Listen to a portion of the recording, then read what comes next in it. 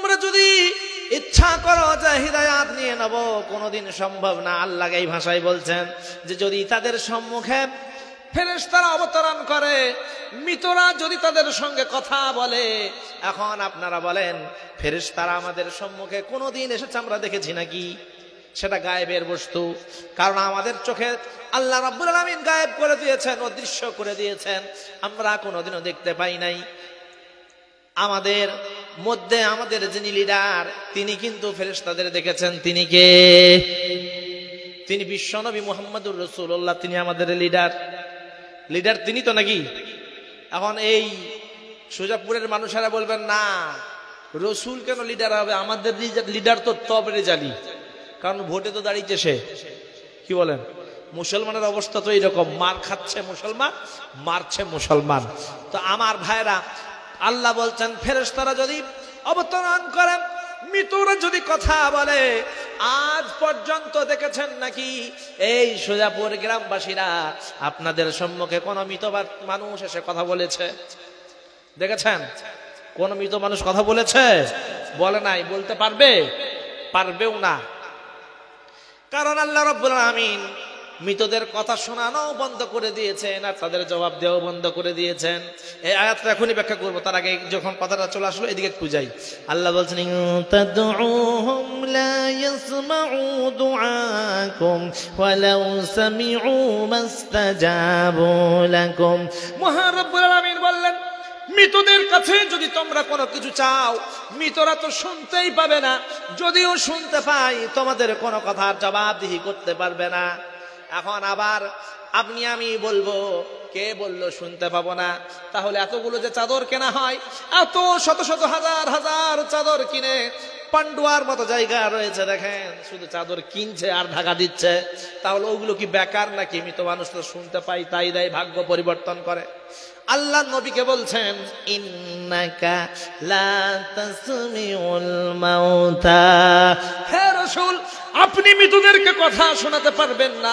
এখন রাসূলের মতো পবিত্র মানুষ যদি মৃতদেরকে কথা শোনাতে না পারে, তাহলে আমার আপনার মতো মানুষ যাদের কোনো যোগ্যতা নাই, কোনো কিচ্ছু নাই, আমাদের না যোগ্যতা আছে, না আমরা আল্লাহর নৈকট্য লাভ করতে পেরেছি, না আল্লাহর ইবাদতের আমরা গ্যারান্টি পেয়েছি, না আল্লাহর জান্নাতের গ্যারান্টি পেয়েছি। রাসূল তো নিজে জান্নাতের গ্যারান্টি পেয়ে গেছেন, তার কোনো বিচার হবে না, হিসাব হবে না। এরপরও রাসূলকে বললেন তুমি কোনো কথা শোনাতে পারবে না। এখন বিবেক দিয়ে কাজে লাগান। রাসূল যদি কথা শোনাতে না পারে, তাহলে আমি আপনি কেমন করে কথা শোনাতে পারবো? পারবো কথা শোনাতে? পারবো না। আল্লাহ বলছেন ওয়ালাউ আন্নানা নাযালনা ইলাইহিমুল মালাইকাতা ওয়া কাল্লামাহুমুল মাউতা ওয়া হাশারনা আলাইহিম কুল্লা শাইইন কুবুলাম মা কানু লিয়ুমিনু ইল্লা আন ইয়াশা আল্লাহ। মহান রব্বুল আলামিন জানালেন মৃতরা যদি তাদের সঙ্গে কথা বলে, মানে ফেরেশতা যদি অবতরণ করে, তারপরে মৃতরাও যদি তাদের সঙ্গে কথা বলে, পৃথিবীর সব বস্তুগুলো যদি তাদের কদমে হাজির করে দেওয়া হয়, এরপরেও কিন্তু ঈমান আনবে না। হ্যাঁ, আল্লাহ যদি বলে ঈমান নিয়ে আসার সুযোগ দেয়, আল্লাহ যদি ইচ্ছা করে, তাহলে ঈমান আনতে পারে, না যদি ঈমান আনার সুযোগ আর নাই, হিদায়াত প্রাপ্ত হতে পারে না। এখন আপনি আমি বলবো, আল্লাহ যদি হিদায়াত দেয় তাহলে হিদায়াত পাবে, নচেত হিদায়াত পাবে না। তাহলে কাল থেকে আমরা আর কেউ নামাজ পড়বো না, কেউ সৎ কাজ করবো না, কেউ ভালো কাজ করবো না, খেয়াল খুশি অনুযায়ী জীবনযাপন করব। এই শ্রেণীর মানুষ এখানে আছে যাদের হৃদয়ে এই প্রশ্নটা জাগছে? হ্যাঁ, অনেকেরই তো এইরকম জাগে এই কথা শোনার পরে যে আল্লাহ তো দেবেন। অনেকেই বলে না, আরে ভালো মন্দের বিচার তা আল্লাহ করে, সুতরাং আমরা আর কি করব? আল্লাহ যেদিন ভালো করতে বলবে সেই দিনে ভালো করব, আর আল্লাহ যদি খারাপ করে রাখে তো এইভাবেই খারাপ থাকবো। এখন আপনার বিবেক কি বলে? আপনি যে লুঙ্গি পরে রয়েছেন, প্যান্ট পরে রয়েছেন, এই জনসম্মুখে যদি কেউ ধরে টান দেয়, আপনাকে উলঙ্গ করার চেষ্টা করে, আপনি কি ছেড়ে দেবেন তাকে? শক্তি যদি দেখেন যে আমার শক্তিটা কুলোই, তাকে মারার মতো আমার শক্তি আছে, তখন আপনি হাত চালাবেন। আর যদি দেখেন না, দলে তারা বেশি, আমি একা, সুতরাং এখানে কিছু করা যাবে না, তখন কিন্তু আপনি সেখান থেকে কেটে পড়ার একটা রাস্তা খুঁজবেন, ঠিক না? তাহলে এই যে বিবেক বুদ্ধি আল্লাহ আপনাকে দিলেন, এই বিবেক পেলেন কোত্থেকে, কিসের জন্য দিলেন? আল্লাহ বলছেন মানুষের আরে শোন, হাল আতা আলাল ইনসানি হিনুম মিনাদ দাহরি লাম ইয়াকুন শাইআন মাযকুরা। মানুষের জীবনে কি এমন একটা সময় ছিল না যখন তারা কোন বস্তু হিসাবে পরিগণিত ছিল না? কথা বুঝতে পারছেন না পারেন নাই? আমরা এখন লক্ষ্য করে দেখি, আপনাদের গ্রামের নামটা কি? মাধবপুরের মানুষেরা, সুজাপুরের মানুষেরা লক্ষ্য করে দেখুন, মহান রব্বুল আলামিন আমাদের যখন দুনিয়ায় পাঠাই নাই তখন আমাদের পরিচয় কি ছিল আমাদের নিজেদের বুঝতে পারছি না। এখন আপনার সন্তানের জন্য ভাবেন যে আপনার সন্তান যতদিন আপনার কাছে আসে নাই, এর আগে আপনার সন্তানকে কি বলে ডাকতেন? ঠিক আপনার দশা ওই রকম ছিল, কোন বস্তু হিসাবে পরিচয় ছিল না। আল্লাহ বলছেন আমি পরিচিত দিলাম, তোমারে পরিচিত করিয়ে দিলাম, পরিচয় দিলাম, আমি তোমার খ্যাতি দান করলাম, আমি তোমার আখ্যা দান করলাম, আমি তোমারে ধন দৌলত অর্থ সম্পদ মান ইজ্জত সবকিছু দান করেছি। আল্লাহ রাব্বুল আলামিন বলেন শুধু তাই না, পৃথিবীর বুকে যেদিন তুমি তোমার মায়ের পেটের থেকে এই দুনিয়ায় আসো তুমি তো কিচ্ছু জানতে না। আল্লাহু আখরাজাকুম মিন বুতুনি উম্মাহাতিকুম লা তা'লামুনা শাইআ ওয়া জা'আলা লাকুমুস সাম'a ওয়াল আবসারা ওয়াল আফইদাতা লা'আল্লাকুম তাশকুরুন। মহান রব্বুল আলামিন বলেন বান্দারে, তোমার মায়ের পেটের থেকে যখন তোমার আমি বের করে নিয়ে এসেছি কিচ্ছু জানতে না, আমি তোমারে শ্রবণ শক্তি দিলাম, দৃষ্টি শক্তি দিলাম, এমনকি বিবেক দান করলাম যাতে করে তুমি কিছু বুঝতে পারো, আমার শুকরিয়া আদায় করতে পারো। বিবেক কি কি কারণে দান করেছেন আল্লাহ? আল্লাহ কি বললেন? বিবেক দান করেছি যাতে করে তোমরা আমার কৃতজ্ঞতা আদায় করতে পারো। এখন এই মাধবপুরের মানুষেরা আমরা লক্ষ্য করে দেখি, আমরা কি আল্লাহর কৃতজ্ঞতা স্বীকার করি? হ্যাঁ, বারুইপুর, বারুই,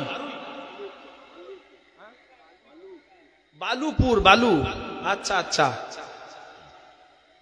তো এই বালুপুরের মানুষেরা আমরা লক্ষ্য করে দেখি যে আমরা কি আল্লাহর কৃতজ্ঞতা স্বীকার করি? করি না।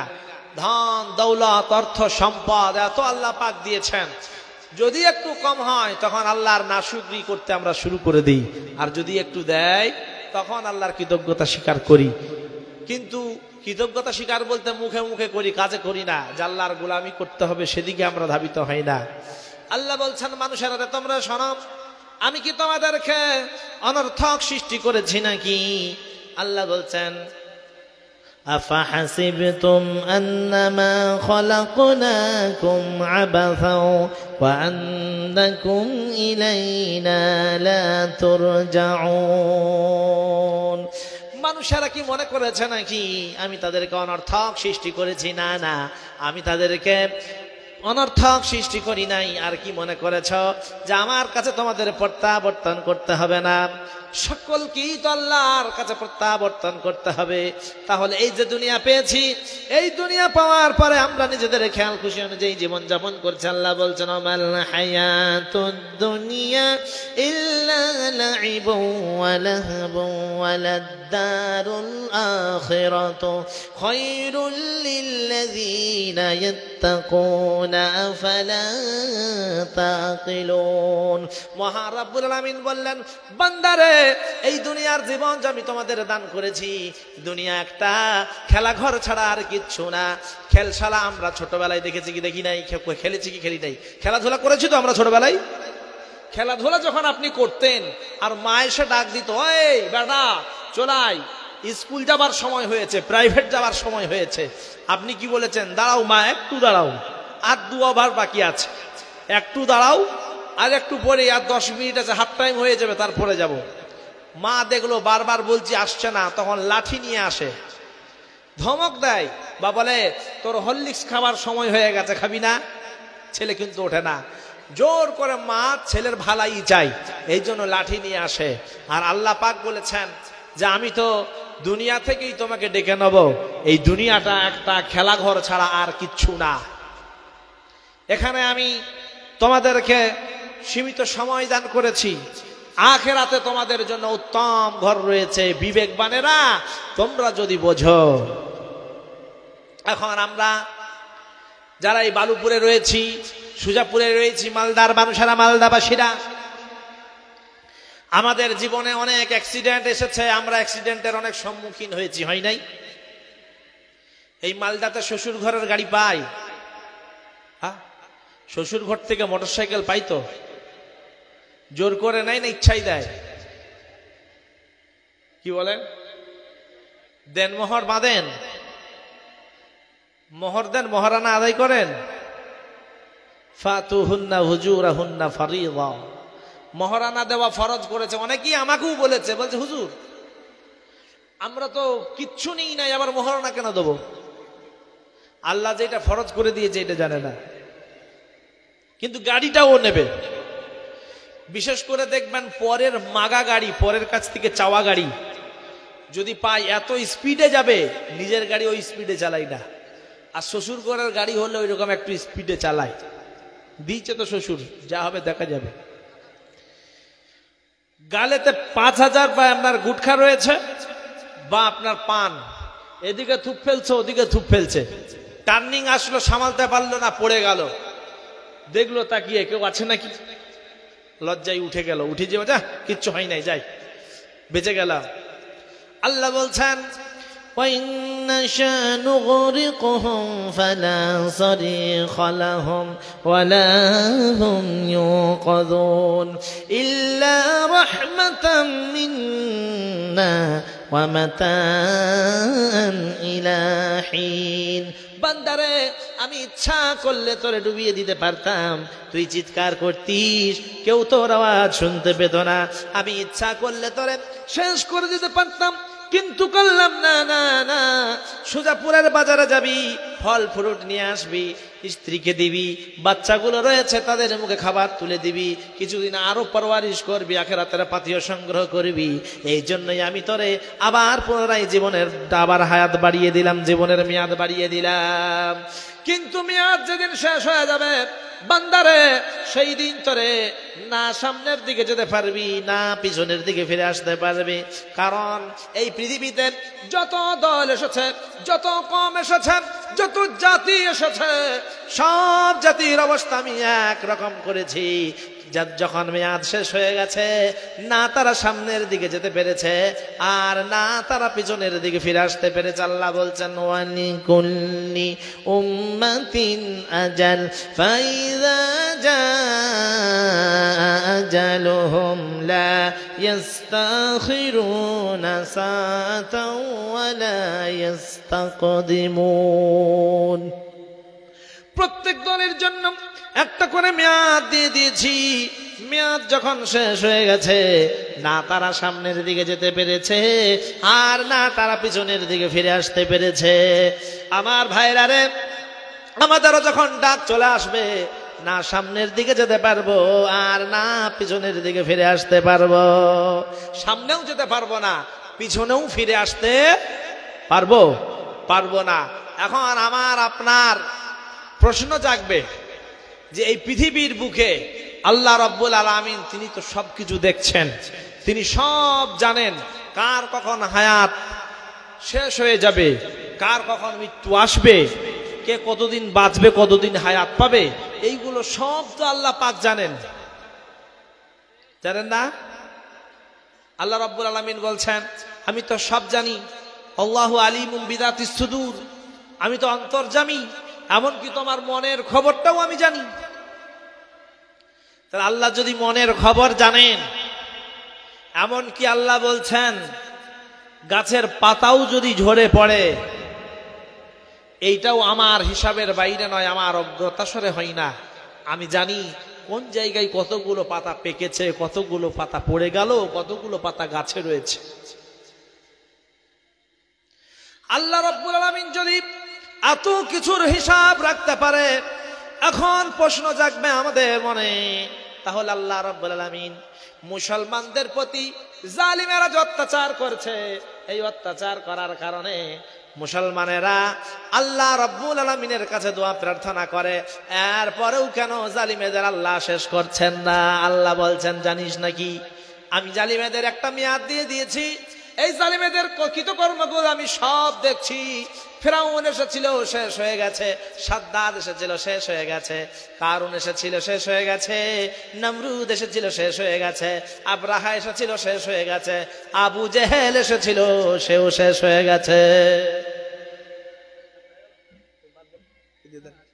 ফেলে দিয়ে দেন, কম কম ঢালবেন। একটু শরীরটা অসুস্থ আছে, ওই জন্য এই রোজার পর থেকে মানে কন্টিনিউ হচ্ছে, তো ঠান্ডা ঠান্ডা লেগেছিল। আল্লাহ রাব্বুল আলামিন জানিয়ে দিলেন, মানুষেরা তোমরা কি মনে করো জালিমেরা যে অত্যাচার করেছে সেইগুলো আমার দৃষ্টিগোচরের বাইরে নাকি? ওয়ালা তাহসাবান্নাল্লাহা গাফিলান আম্মা ইয়ামালুল যালিমুন ইন্নামা ইউআখিরুহুম লিয়াউমিন তাশখাসু ফীহিল আবসার। মহান রব্বুল আলামিন বললেন, বান্দারে জালিমের যে অত্যাচার গুলো করে তোমরা কি মনে করছো আমি আল্লাহ রাব্বুল আলামিন সেইগুলো দেখি না নাকি? না না, আমি তো সব দেখি। আমি তাদেরকে একটা মেয়াদ দিয়ে দিয়েছি, বরং এই মেয়াদ গুলো যখন তাদের শেষ হয়ে যাবে সেই দিন পর্যন্ত, যেদিন মেয়াদ তাদের শেষ হয়ে যাবে এতদিন পর্যন্ত দিয়ে দিয়েছি, সেই দিনটা কোনটা? না যেদিন তাদের চক্ষুগুলো বিস্ফারিত হয়ে যাবে, যেদিন মারা যাবে, মানে কি মৃত্যু অবধারিত। মৃত্যু থেকে কেউ বাঁচে নাই, জালিম তারাও বাঁচবে না, আর মুমিন মুমিনা তোমরাও বাঁচবে না, মৃত্যু সবার হবে। আমরা একটু লক্ষ্য করি, আবু বকর সিদ্দিক রাদিয়াল্লাহু তাআলা আনহু এর মতো এত জলিল কদর সাহাবী আর পৃথিবীতে দ্বিতীয় আছে? হ্যাঁ, ওমরের মতো সাহাবী পৃথিবীতে দ্বিতীয় আছে? সকলের আলাদা আলাদা মর্যাদা আল্লাহ পাক দান করেছেন।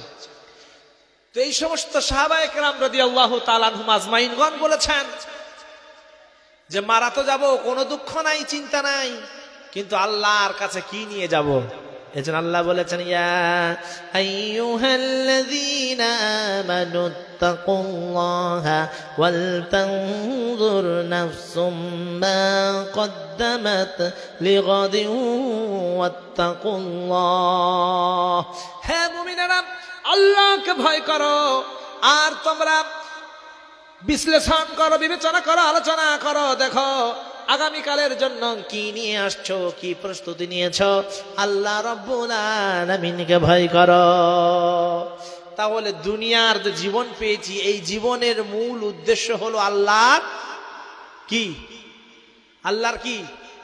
ভয়। আপনারা বলবেন আল্লাহকে ভয় করার কি হবে, নাকি বলেন? আল্লাহর ভয় যদি থাকে তাহলে আপনি কিন্তু কোনো অসৎ কাজ করতে পারবেন না। আর আল্লাহর ভয় যদি না থাকে তাহলে কি হবে? যা খুশি তাই করবেন। আল্লাহকে যদি ভয় করেন তাহলে আল্লাহ কি দেবে? আল্লাহ বলছেন, ইয়া আইয়ুহান নাসু ইন্না খলাকনাকুম মিন যাকারিন ওয়া উনসা ওয়া জাআলনাকুম শুউবান ওয়া ক্বাবাইলা লিতাআরাফু ইন্না আকরামাকুম ইনদাল্লাহি আতকাকুম। মহান রব্বুল আলামিন বলছেন, মানুষেরা রে, আমি তোমাদেরকে একজন পুরুষ আর একজন নারী হতে সৃষ্টি করেছি, আর বিভিন্ন গোত্রে আমি ভাগ করে দিয়েছি। বিভিন্ন জায়গায় মালদার মানুষেরা আলাদা, মালদার মধ্যে আবার কালিয়াচক আলাদা, সুজাপুর আলাদা, বিভিন্ন গোত্র করে দিয়েছি যাতে করে তোমরা একে অপরকে চিনতে পারো। গোটা জেলার মানুষগুলোকে যদি এক জায়গায় করে দিয়ে একটাই জায়গার নাম হতো, বলেন মানুষদের খোঁজা সম্ভব হতো নাকি? হতো না, অসম্ভব হয়ে যেত। এই জন্য আল্লাহ বলছেন বিভিন্ন জায়গায় আমি গোত্র করে দিয়েছি, বিভিন্ন কাবিলা বানিয়ে দিয়েছি, এই জন্য যাতে করে তোমরা একে অপরকে চিনতে পারো। আমার বান্দারারে শোনো, মহান রব্বুল আলামিন বললেন তোমাদের মধ্যে সব থেকে সম্মানিত সেই ব্যক্তি যে আল্লাহ রব্বুল আলামিনকে ভয় করে চলে। সুবহানাল্লাহ। আমরা কি মনে করি তবরেজ আলী সব থেকে সম্মানী, কারণ খুন টুন করলেও ও অনেক কোটি কোটি টাকার মালিক, 4-5টা গাড়ি রয়েছে, তার প্রহরী রয়েছে, তার খাদেম রয়েছে, নাকি? এরাই তো সম্মানী আমাদের এখানে, এরাই তো ভদ্র। কিন্তু আল্লাহ বলছেন না, তুমি কালো হও, ফর্সা হও, গরিব হও, ধনী হও, এইটা কোনো ব্যাপার না। ব্যাপার হলো আমি আল্লাহকে কতটা ভয় করে চলো। যে আল্লাহকে ভয় করে চলবে সেই হলো সম্মানিত, এই দুনিয়াতেও সম্মানীয় আর আখিরাতেও সম্মানীয়। তাহলে আমরা আল্লাহকে ভয় করবো তো ইনশাল্লাহ। এখন এই জায়গায় আমরা যারা এসেছি, এই যে জলসা হচ্ছে, এই জলসাটা মসজিদকে কেন্দ্র করে, তাই না? এই জলসাটা মসজিদকে কেন্দ্র করে, এই জন্য মসজিদের ইতিহাস আজকে আপনাদের কাছে আমি বলবো ইনশাআল্লাহ, সংক্ষিপ্ত বলবো। এমনকি ভারতবর্ষের মসজিদের অবস্থার কথাও বলবো। আমার ভাইরা, আল্লাহ রাব্বুল আলামিন আমাদেরকে আজকে এখানে নিয়ে আসলেন শ্রোতা হিসাবে। আমি আগেই আপনাদের কথা দিয়েছিলাম যে শ্রোতাদের মধ্যে কাদেরকে আল্লাহ, কোন শ্রেণীর শ্রোতাকে আল্লাহ বেশি ভালোবাসেন, ওইটা আজকে আমাদের জানা যাক প্রথমে, তারপরে মসজিদ নিয়ে আলোচনা করব, ঠিক না? আমরা এখন যারা এখানে রয়েছি বা এখানে নাই, আশেপাশে রয়েছি, বা এক শ্রেণীর মানুষ যারা আমাদের মধ্যেই বসবাস করে, কোরআন যখন শোনে তখন তাচ্ছিল্য করে, এই ধরনের মানুষ কিন্তু মালদাই নাই যত আছে বর্ধমানে। কি বলেন? মালদাই আছে না? মালদাই তো সব আল্লাহর বলি, নাকি বলেন? সব আল্লাহওয়ালা মানুষ, যত গোলমাল সব বর্ধমানে। কারণ এখন ট্রেন ধরতে হবে আমাকে, বেশি কিছু বললে মার খাবো, মার খেয়ে লাভ নাই। আল্লাহ বলছেন يسمع آيات الله ثم لم يصروا مستكبرا كأن لم يسمعها فبشره بعذاب أليم। মহান রব্বুল আলামিন বলে দিলেন, কোরআন শোনার পর এক শ্রেণীর মানুষ অহংকার বশত তারা বলবে, এই কোরআন এটা শুনে কি হবে, এত 1400 বছর আগের কিতাব, 1500 বছর আগের। এখন তো আমরা নিউ জেনারেশনের মানুষ, এখন আমরা কেন পুরাতন ওই কথাগুলো শুনবো, কেন এই কোরআনের কথাগুলো আজকে মানবো? অহংকার বশত তারা কোরআনটাকে এড়িয়ে চলে যায়। আল্লাহ বললেন এদের জন্য কঠিন আযাব রয়েছে। আমরা কি এই শ্রেণীর শ্রোতা হতে চাই? কি বলেন? বুঝতে পারছেন তো? আমরা কি এই শ্রেণীর শ্রোতা হতে চাই যে যারা কোরআন শোনার পর অহংকার করে চলে যায়, কোরআন শুনতে চাই না? বলেন চাই? বোঝা যাবে এখনই কোন মালটা উঠে যাচ্ছে। কি বলেন? আল্লাহ বললেন অহংকার বশত কোরআন শোনার পর পালিয়ে যায়, আল্লাহ আমাদের হেফাজত করুন, বলুন আমিন।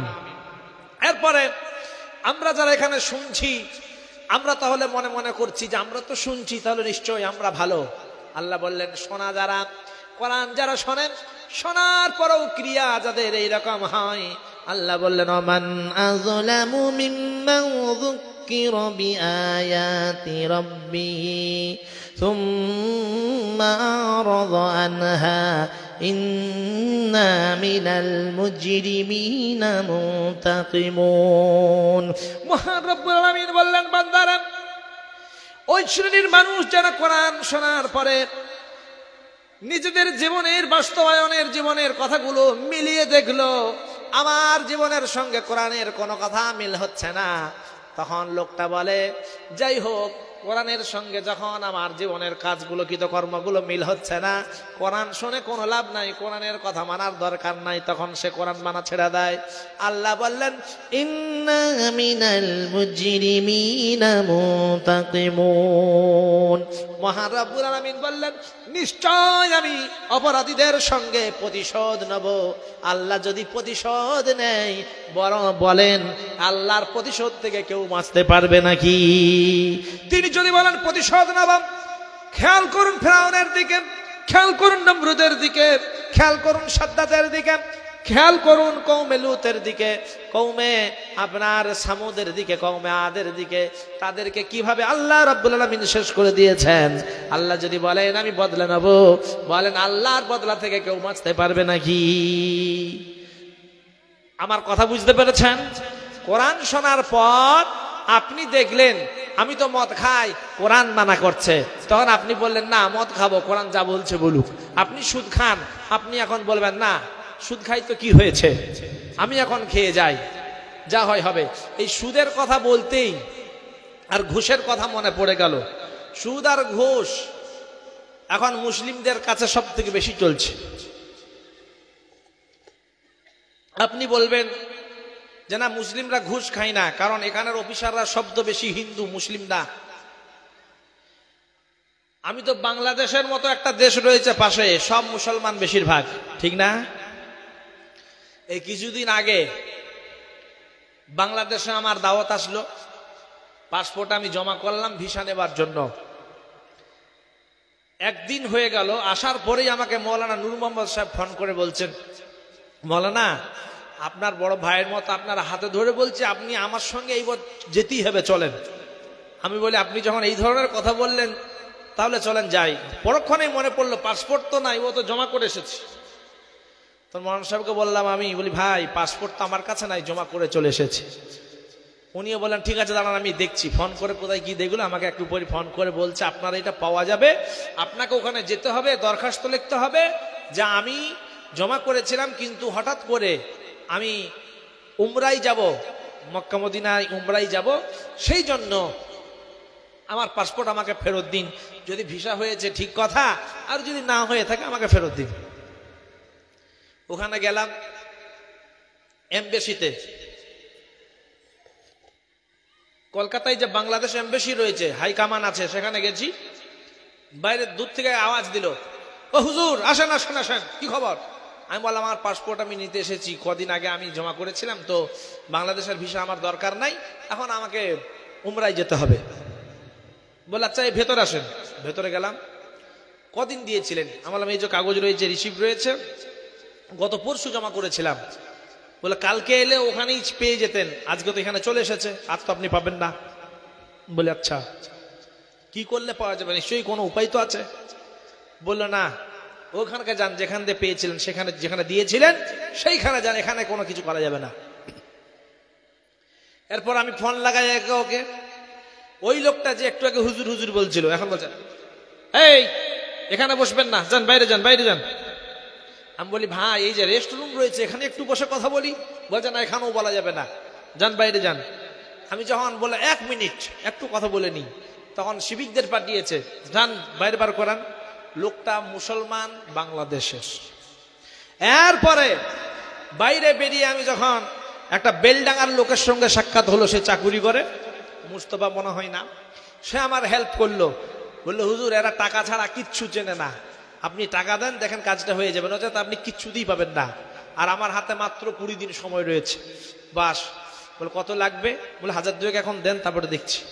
1002 টাকা দিলাম, পাসপোর্ট বার করতে সন্ধ্যা পর্যন্ত হয়ে গেল। এরপরে যখনই ওখানে যাই আর কিছু বলে না, হুজুর বসেন। ঘুষ নিয়েছে, বলছে হুজুর বসেন। কিছুক্ষণ আগে হুজুরকে বের করে দিচ্ছিল।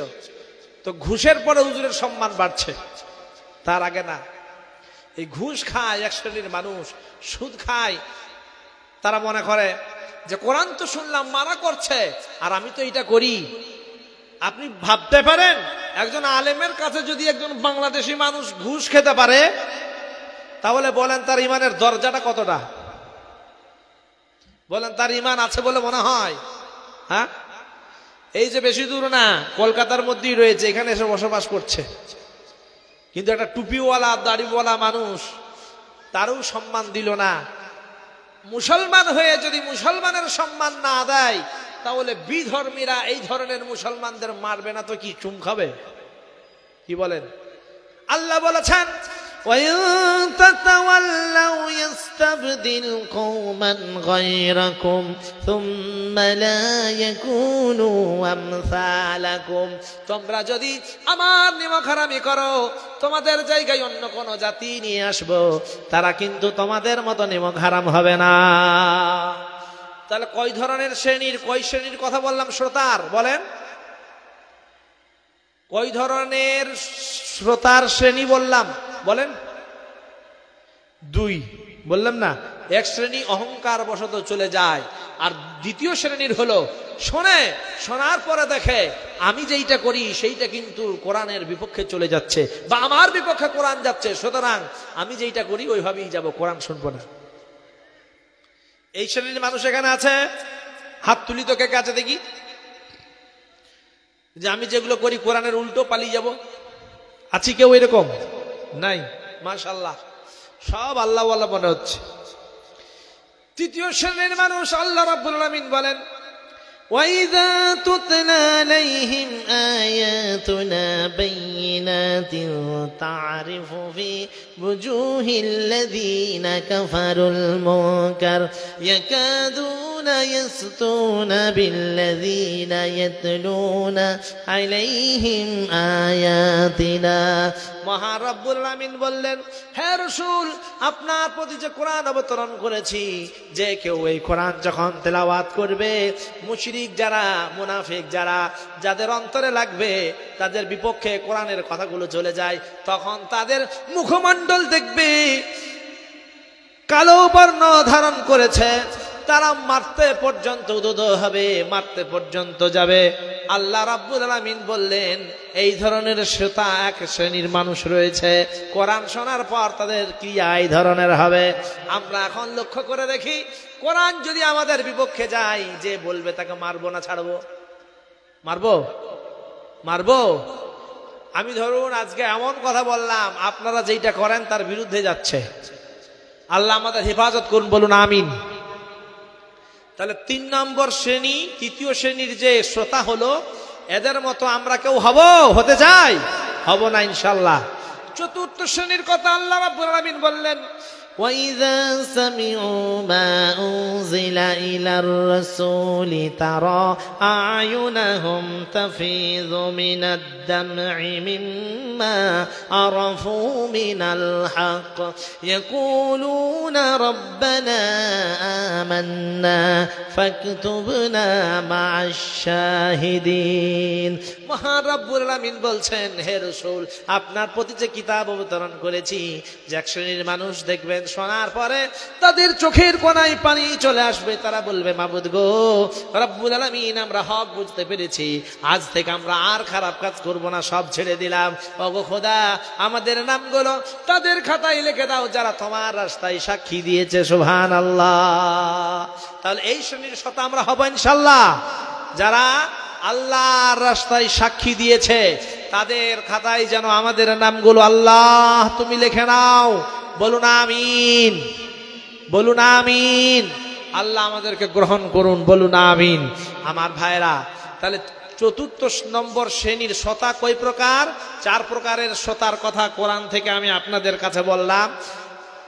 3 প্রকার শ্রোতার গুণ আমরা নিতে চাই না, 1 প্রকার শ্রোতা যার গুণ আমরা নিতে চাই, যার গুণে আমরা গুণান্বিত হতে চাই। এখন সব থেকে বড় কথা হলো, এই যে বিবেক আল্লাহ আমাদের দান করেছেন, এই বিবেক আমাদের কাজে লাগাতে হবে। লাগাবো ইনশাআল্লাহ। আল্লাহ বললেন, যারা বিবেক কাজে লাগাই না, তাদের মধ্যেই অধিকাংশ জাহান্নামে যাবেন, মানুষ এবং জিন, এই 2 সম্প্রদায়ের মধ্যে হতে। ওয়ালাকাদ যারা'না লিজাহান্নামা কাসীরাম মিনাল জিন্নি ওয়াল ইনস লাহুম কুলুবুন লা ইয়াফকাহুনা বিহা। বিবেকটা কোন জায়গায় লাগাবো আমার ভাইরা? বিশাল বিশাল অট্টালিকা বানানোর জন্য আজকে আমরা লেগে পড়েছি। এখন ভাবেন, বিশাল অট্টালিকা বানাতে গিয়ে আপনার বয়স শেষ হয়ে গেল, যৌবন শেষ হয়ে গেল, বার্ধক্যে উপনীত হলেন, এখন বলেন মৃত্যু আপনার কাছে চলে এসেছে বা আপনি বিছানায় পড়ে রয়েছেন, রোগাগ্রস্ত হয়ে গেছেন, এখনো যদি বলে আপনার আর অর্থের প্রয়োজন আছে নাকি, তখন আপনি কি উত্তর দেবেন? বলবেন না রে ভাই, সারা জীবন আমি অর্থ সম্পদ অর্থ অর্থ করে সম্পদ সম্পদ করে তাদের পিছনে সময় দিয়ে কাটিয়ে দিলাম, এখন আমার আর শরীর চলে না, কথাও বলতে পারি না। আমি তখন মনে করতাম এখন যা করছি করি, পরে আমি ভালো হয়ে যাব। আল্লাহ রাব্বুল আলামিন এই ধরনের কথা তুলে ধরেছেন ইউসুফ আলাইহিস সালামের ভাইয়েরা যখন ইউসুফ আলাইহিস সালামকে কতল করার জন্য নিয়ে যাচ্ছিল, তখন তারা বলল ওয়া তাকুনু মিন বাদিহি কওমান সালিহিন, এখন আমরা এই খারাপ কাজটা করে নি, পরে আমরা আমাদের পিতার কাছে ভালো হয়ে যাব, কিন্তু আল্লাহর ভালো হওয়ার সুযোগ দেয় নাই। আমার ভাইয়েরা, আজকে আমরা যদি মনে করি এখন আমরা যা করছি করি না কেন, পরে আমরা ভালো হয়ে যাব, আল্লাহ বললেন ওয়া আনিবু ইলা রাব্বিকুম ওয়া আসলিমু লাহু মিন ক্বাবলি আইয়াতিয়াহুমুল আযাব সুম্মা লা তুনসারুন। মহান রব্বুল আলামিন জানিয়ে দিলেন, বান্দারে তোমরা যখনই জানলে যে এইটা ইসলাম, সঙ্গে সঙ্গে মেনে নাও, নচেত আমার আযাব যদি তোমাদের কাছে চলে আসে, তখন তোমরা দোয়া করবে, আমি আল্লাহ রব্বুল আলামিন দোয়া গ্রহণ করব না। আল্লাহ রব্বুল আলামিন বললেন, বান্দা যখন আমার শরণ থেকে দূরে সরে যায়, সর্বপ্রথম তার রিজিকে আমি অভাব এনে দিই। আমরা আজকে আমাদের দশা কেমন? মুসলমান এত ওয়াজ শুনি, এত জায়গায় জলসায় যাই, মোবাইলে শুনি, টেলিভিশনে শুনি, মাহফিলে যাই, মাহফিলে যেও শুনি, কিন্তু জীবনের পরিবর্তন সামান্য আমাদের ঘটাতে পারি না, চেষ্টাই করি না। ওয়াল্লাযীনা জাহাদু ফীনা লানাহদিয়ান্নাহুম সুবুলানা। মহান রব্বুল আলামিন বলছেন, যে কেউ আমার রাস্তায় চেষ্টা করবে, আমি আল্লাহ রব্বুল আলামিন তাকে হিদায়াতের পথ দিয়ে দেব। সুবহানাল্লাহ। তার মানে কি বোঝা গেল? হিদায়াত নিতে গেলে চেষ্টা করতে হবে। আপনি যেমন রোগ জ্বালা হলে চেষ্টা করেন, বা ডক্টরখানা যান, হসপিটাল যান, ঔষধ নিতে যান, ওই রকম আপনি যখন মুসিবতে পড়বেন আল্লাহকে ডাকতে হবে। আপনি যে এই দুনিয়ার জীবন পেয়েছেন, ইবাদত বন্দেগী করার চেষ্টা করতে হবে, তাহলে আল্লাহ পাক সুযোগ করে দেবেন। আর আপনি যদি প্রচেষ্টা না করেন, তাহলে আল্লাহ পাক কেমন করে আপনারা সুযোগ করে দেবে? বলতে লজ্জা পাই, বর্তমানে মুসলমানের ছেলে নামাজের ওয়াক্ত বলতে পারে না। কি বলেন? এই ছেলে বলো তো নামাজের কতগুলো ওয়াক্ত বলতে পারবে? তুমি পারবে? কত? তুমি পারবে? তুমি পারবে? নামাজের ওয়াক্ত কত? শুনে শুনে বলছে 5, 2-3জন বলতে পারছে না। তার মানেটা কি? কৃষ্টি কালচার আমাদের আলাদা। আজকে আমরা ছেলেকে নামাজ শিখাই না, নামাজ যে পড়তে হবে এর গুরুত্ব কি আল্লাহর পরিচয় দেই না। এই জন্য আল্লাহ একটা নিয়ামত তুলে নিয়েছেন। কি নিয়ামত? আমার আপনার কাছ থেকে, পিতামাতার কাছ থেকে সন্তানদের আর পিতামাতার যে সম্পর্ক, এই সম্পর্কটা কেড়ে নিয়েছেন। পিতামাতার কাছ থেকেও পিতার মানে সন্তানদের কাছ থেকে পিতামাতার পরিচয়টা আল্লাহ রাব্বুল আলামিন কেড়ে নিয়েছেন। মহান রাব্বুল আলামিন জানিয়ে দিলেন, যখন তুমি আমার সম্পর্ক তোমার সন্তানের সঙ্গে গড়ে তুলবে না, তখন আমি তোমাদের সম্পর্ক তোমাদের সন্তান সন্ততিদের সাথেও গড়ে দেব না। দেখেন, যে কটা লোক রয়েছে যারা আল্লাহকে ভয় করে চলে, নামাজ পড়ে, এরা কোনোদিনও দেখেছেন যে মাকে বৃদ্ধাশ্রমে দিতে যায়? মাকে বলে যে তার জন্য আলাদা একটা ঘর করে রাখবো? রাখে না। কিন্তু বাংলাদেশের মতো একটা দেশ, মুসলমানের দেশ, ওরা দেখেন অনেক মানুষ আছে নামাজ পড়ে না, নাস্তিকতা অবলম্বন করেছে, শেষে অবস্থা কি হয়? তাদেরকে বৃদ্ধাশ্রমে যেতে হয়। বর্তমানে মুসলমান আমরা এমন একটা পর্যায়ে পৌঁছেছি যে মুসলমান নামাজের ওয়াক্ত জানে না। এখন একটা এক্সাম্পল দিই, তাহলে বুঝতে পারবেন। ধরুন এই বালুপুরে মসজিদে একজন পীর সাহেব আসে, তো সাকিনা তার স্বামীকে স্টবরে জালিকে বলে, ওগো পীর সাহেব আসে আর আমাদের বাড়িতে একবার খাওয়াবে না? বলে, কেন খাওয়াবে না? বলে, বলেন। তো বারবার বলে, সিরিয়াল পাই না, লাইন পাচ্ছে না। 6 মাস পরে একবার লাইন পেয়েছে। 6 মাস পরে লাইন পাওয়ার পরে বলে, সাকিনা আগামী জুমায় আমাদের ঘরেতে আমাদের বাড়িতে খাওয়া দাওয়া করবে। বলছে আচ্ছা ঠিক আছে। সব অ্যারেঞ্জাম হয়ে গেল, সব সরঞ্জামের অ্যারেঞ্জ হয়ে গেল। এরপরে কি করলো, শুক্রবার যেই এসেছে রান্না বান্না শুরু হয়ে গেল। তবরেজ আলী সেও মসজিদে গেছে। পীর সাহেব সে মসজিদ থেকে যখন ইমাম সাহেবকে নিয়ে খাবার খেতে আসছে, ইমাম সাহেব আস্তে আস্তে বলে দিয়েছে তবরেজ আলী কিন্তু মসজিদের ধারে কাছেও যায় না। তবরেজ আলী পীর সাহেব জিজ্ঞাসা করছে তবরেজ আলীকে, তবরেজ আলী বাবা নামাজ পড়ো? বলে হ্যাঁ হুজুর নামাজ পড়ি। বলে আচ্ছা বলো তো নামাজ কত ওয়াক্তের? বাস হয়ে গেল। ও তখন আমতা আমতা করছে।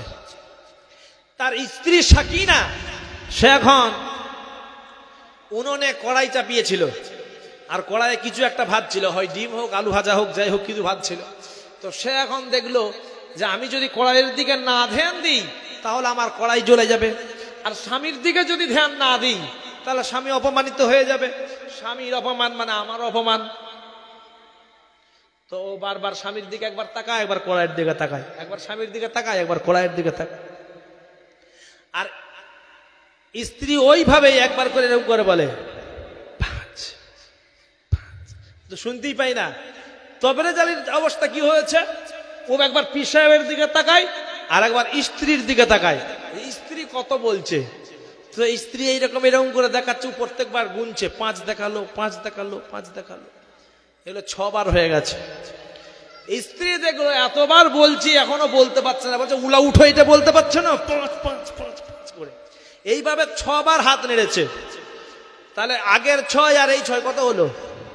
6 6 12।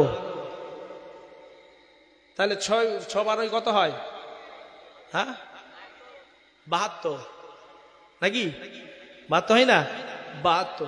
তবরেজ আলী এখন হিসাব করেছে যে 6 6 যে 72 হয়ে গেল। হ্যাঁ, তো 6 12 72 হয়ে যাচ্ছে।